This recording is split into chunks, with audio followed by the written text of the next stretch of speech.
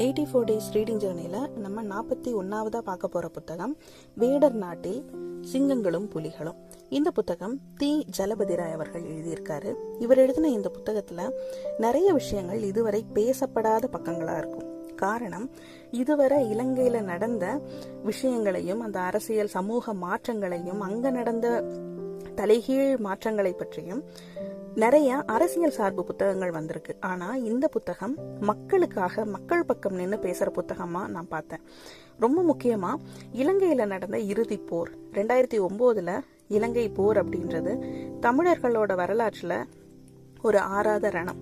அந்த ரணத்தை இந்த புத்தகம் வேற ஒரு கோணத்துல அணுகி இருக்கு. ரொம்ப முக்கியமா பிரபாகரன் அவர்கள் பற்றியும் ராஜீவ்காந்தி அவர்களோட கொலை பற்றியும் இந்த புத்தகம் பேசியிருக்கு.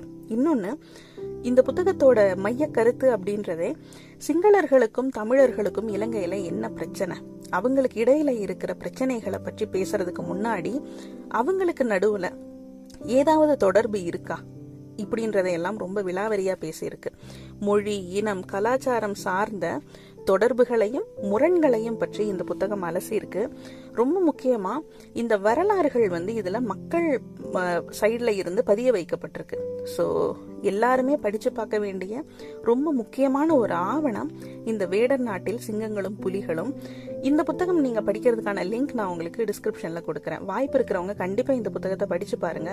இதை படிச்சு பார்க்கும்போதுதான் நமக்கு இன்னொரு கோணம் தெரிய வரும். எல்லாத்துக்குமே ஒரு பக்கம் மட்டுமே இருக்காது, அதுக்கு பல கோணங்கள் இருக்கு.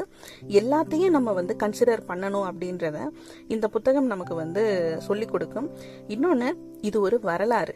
இந்த வரலாறை நம்ம தெரிஞ்சுக்கும் போதுதான் இனி எதிர்காலத்துல இந்த மாதிரி ஒரு விஷயம் நடக்காம நம்மளாலையும் பாத்துக்க முடியும் அப்படின்றதையும் சொல்லணும்னு நினைச்சேன்.